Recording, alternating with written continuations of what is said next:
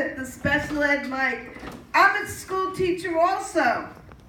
Yeah. And I taught in the toughest school in all of New York City, in South Jamaica, Queens, and I could relate with the fighting. Right. But the thing is, the mayor used to say no matter what goes on in the classroom, everything is a teachable moment.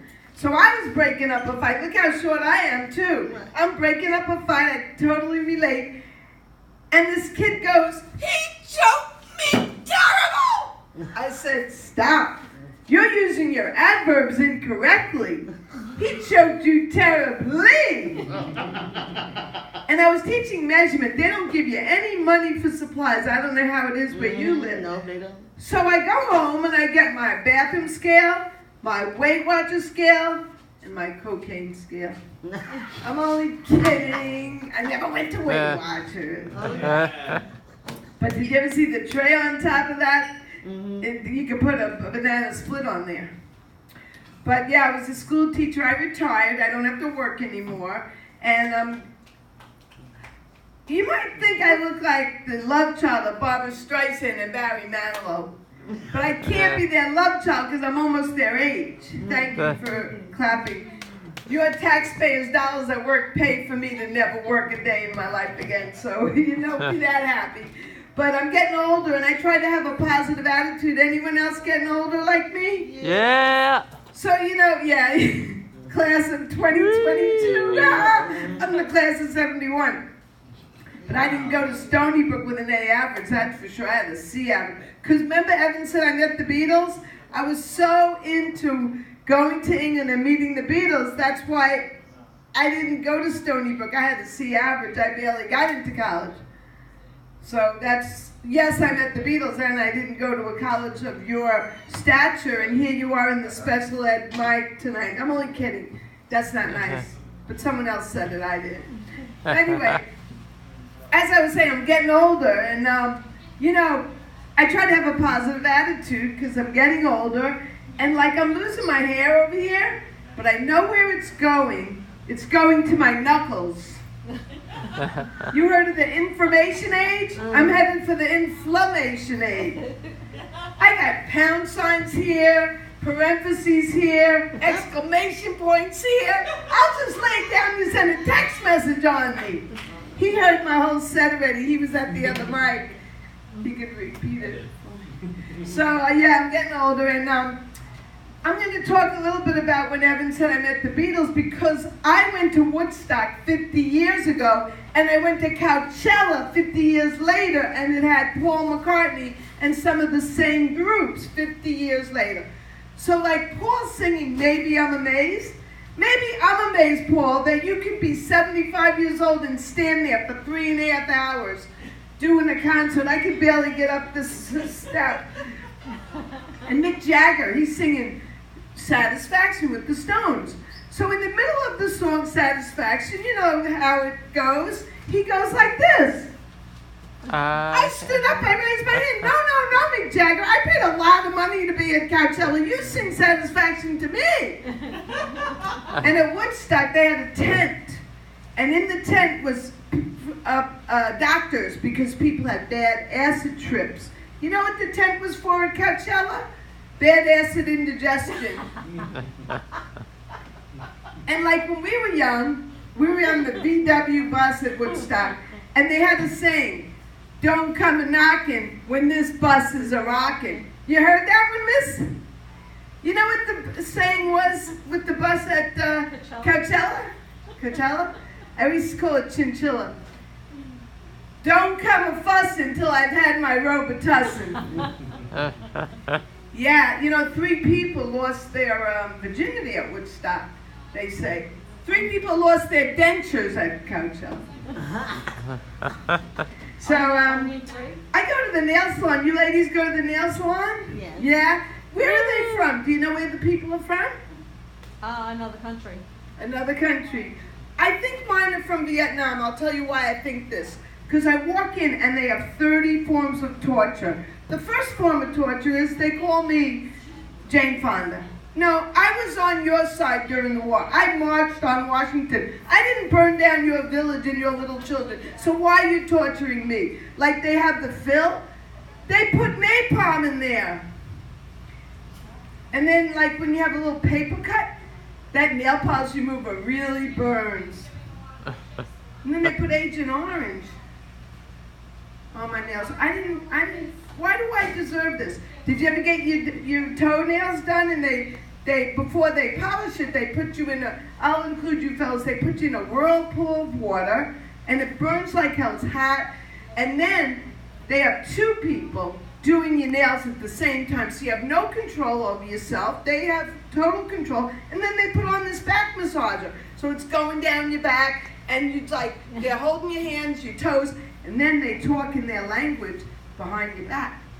But the one word they said was clogs. I said, why did you just say the word clogs? You're speaking Vietnamese. They're making fun of my calluses. They said they're like Dutch clogs because they're real thick. I said, that's why I'm here. Then, if that's not bad enough, I smell something they're cooking in the back. It's like, is that animal, mineral, vegetable? What are you cooking back there? Like dog?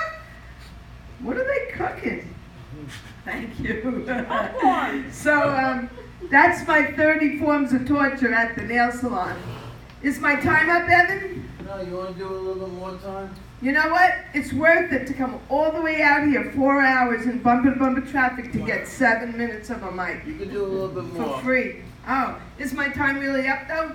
You can do more time. I wanted to tell you about the food truck. Yeah. The food truck in Manhattan, the guy, he's amazing. First of all, he said he wants to marry me. I mean, he probably has a wife in 15 Arabian countries, right? Because on Saturday he has his son working there. I think it's his son. He's like a 15-year-old. But this guy has... You know what this means? Stretch. Stretch it out. Stretch it out. This guy has a little truck. You know the food trucks. In there he has meat, he has lamb, chicken, salad, french fries, eggplant. He has everything in every kind of soda, rice, dressing. And he works in there 24 hours a day. He'd make a nice husband because you know where he is at least every minute. He works 6 days a week. His son's there. And the thing is, when you compare him, oh, and it's so hot in there in the summer and cold in the winter, I give him so much credit. And you know, like what do my friends have in their house on Long Island? What do they make for dinner? Their husbands buy them these redecorated kitchens with the sunroof. What do they call that? Skylight. Yeah. My friends have skylights. Their husbands build them an extension. They have this closet where you open it up to get the coffee and it rotates. Really fancy kitchens. And what do they make for dinner? Reservations. Thank you. That's something I never tried before. Any questions? I am a school teacher like you. With my C accent. Did you do what you look like? What? Let's order out. You look like? Yeah, Barbara Streisand and Barry Manilow. Yeah, that's my opening lines. He knows what he knows. It's funny when I did Evan's show, and let me tell you, Evan puts on a world-class show. He has Stacy Pressman, he has, what's that other lady's name, Eileen Bremis, Rain Pryor. Yeah, he has superstars. His show in the Village is amazing, and it's fast-paced. I would love to MC it. But Evan and I had words, and I'll tell you why. My friend was coming on one of those buses. He's gonna air at 30 lanes. No, it's a joke. Evan, anything I say is going to be to make these ladies laugh, actually. Thank you. You know those and men. Finally, we're mentioned. Well, I'm impressing the audience out, number one, and then secondly, it would be you and your friend. What do you call those accessorides? So I have a friend, she says, I'll come to your show. I said, I'll pay the $20 plus the 2-drink minimum. I need to bring people there. So she was going to be the last one I had to bring in. Evan's like waiting for my 17th person to show up. I'm only kidding. So I said, Evan says, the show's starting right now. I said, Evan, she can't walk. She's in a friggin' accessoride. Could you have a little bit of compassion? No, she has to be down the stairs in 5 minutes or you're not going up. I'm only kidding. It's just a joke. Evan and I had words. I said, she can't walk, Evan. Do you have a little bit of sympathy? How bad of a Jew do you make me sound? Well, I'm a Jew, and my name is Weiss, Just a too. regular Jew. Oh, Evan, they tease you in other ways. It's Your voice didn't just help that when you said, "How bad of a it? Jew do you think I could be?" That's right. You're a Jew, huh? No, but finally, I made it into a joke. I said, Evan, she can't walk. I mean, the truth is she could walk, but she was taking Accessoride, and it takes a little while. And I did call it. She was on her way. It's not like I gypped him out of 4 people. And then another time, I had nobody show up, and the show's ready to start, and you have to bring people. This was a miracle. Evan doesn't even know it. My one friend shows up, and guess what she brought with her? 2 other people, and I look like, hey, I had my people all along. That was a miracle. He doesn't even know it. I said, oh my God, you showed up. You brought 2 people. Thanks. Here, I'll pay for them too. Well, thank you very much. Yeah. I want you to do me a favor, do the Gladys story on stage. Now? Just for her? Yeah. She heard the story before. I did it last time You she did was. it for the last time? Yeah. Gladys? Alright. Yeah, I did the story for her, Oh, remember? can you do it for them anyway? The Gladys story? Alright, They fine. don't know Gladys, We but seen you last night. thank you.